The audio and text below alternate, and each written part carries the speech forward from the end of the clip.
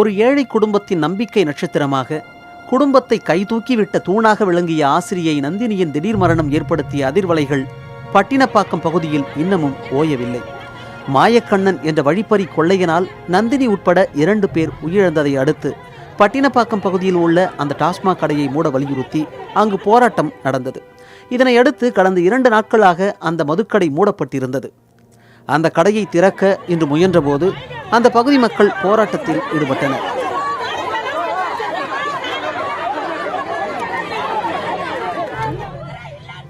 குடும்ப அட்டைகளை வீசி எறிந்து அவர்கள் போராட்டத்தில் ஈடுபட்டனர்.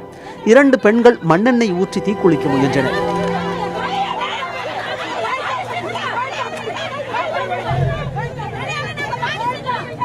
இதனை அடுத்து போலீசார் அவர்களை கைது செய்து வாகனத்தில் அழைத்துச் சென்றனர்.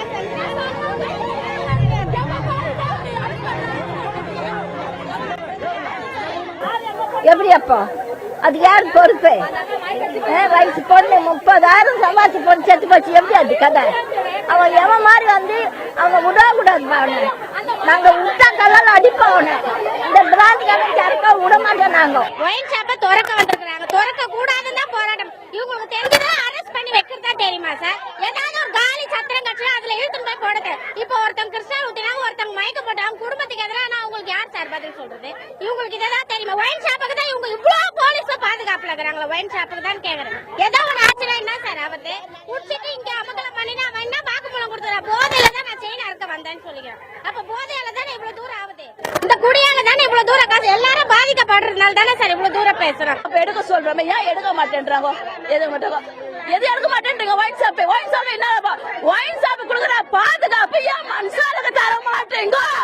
ஏன் தர மாட்டீங்க? மனுஷாலு அவ்வளவு மட்டமா போச்சு உங்களுக்கு. சொல்லுங்க சார். குடும்பம் அழிஞ்சு போகுது. பிள்ளைங்க போக முடியல, வர முடியல. ஒரு பிள்ளைங்க ஒரு அம்மாக்கு எப்படி பாதுகாத்துவாங்க? நம்பிதானே அனுப்புறாங்க. பட்ட பகல சைனா கொலை பண்றா, வெட்டுறா. அப்ப என்ன இதுல சொல்லுங்க. வயிறு சார் பிள்ளைங்க வச்சுக்கிட்டு.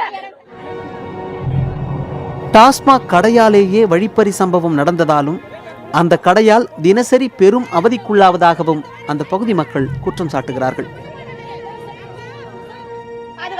நாங்க கேக்குறோம். நாங்க பெண் குழந்தை வச்சுக்கிறோம். ஒரு பொம்பளை எங்க வயசான கேள்வி என்ன பார்த்து சைட் அடிக்கிறாங்க சார். இந்த இடத்துல நாங்க போனா நாங்க வயசு பார்த்து என்ன சார் பண்ண முடியும்? ஒரு பொண்ணு காலேஜ் ஃபர்ஸ்ட் இயர் படிக்கிறா, ஒரு பொண்ணு வேலைக்கு போறா. 5 மணிக்கு சாப்பிட்டு போறா. நைட்ல வராங்க போறாங்க.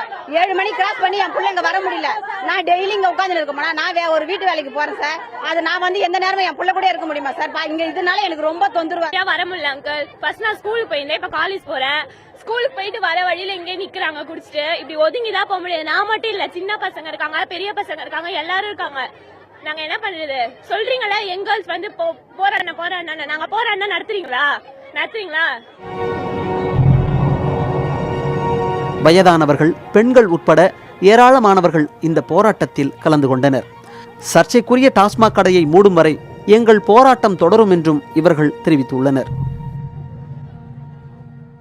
தொடர்ந்து இது போன்ற பிரச்சனைகளுக்கு, சட்டம் ஒழுங்குக்கு, குற்றச்செயல் நடக்க காரணமாக இருக்கும் இந்த டாஸ்மாக் கடையை அகற்ற வேண்டும் என இந்த பொதுமக்கள் போராட்டத்தில் ஈடுபட்டு வருகிறார்கள். இந்த போராட்டம் இந்த டாஸ்மாக் கடையை அகற்றாவிட்டால் போராட்டம் தொடரும் எனவும் அவர்கள் தெரிவித்திருக்கிறார்கள்.